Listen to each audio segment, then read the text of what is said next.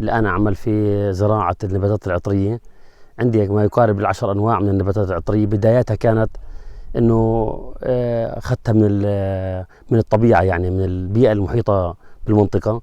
أخذت الأشتال، وهاي الأشتال عملت على يعني تكاثرها في المشاتل وعندي في البيت، لدرجة إني الآن عندي حوالي 120 دلم مزروعات بالنباتات العطرية. ممكن حد يسأل يقول لي شو النباتات العطرية؟ من كله الزعتمان اللي زعتر البلاط، الميرمية، البوبنج، اليانسون، الزعتر العادي. عندي ما يقارب طبعا المردكوش. عندي ما يقارب 10 أنواع من هذه النباتات.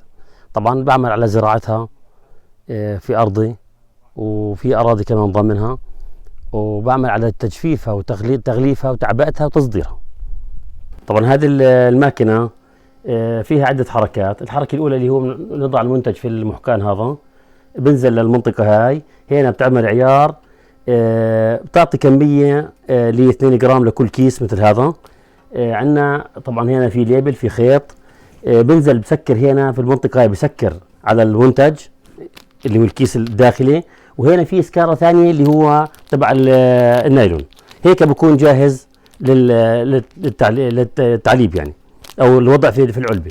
هنا المرحلة الأخيرة من التغليف، اللي هي بعد وضع الكاس الصغيرة في العلبة هذه. هنا بتم تغليفها بالجلاتين او بالبلاستيك، حفاظ عليها من الرطوبة ومن التلوث بالطريقة هذه. طبعا هنا طبعا تطلع العلبة، هنا تطلع العلبة مجلتنة، تطلع بعلبة مجلتنة بالطريقة هذه.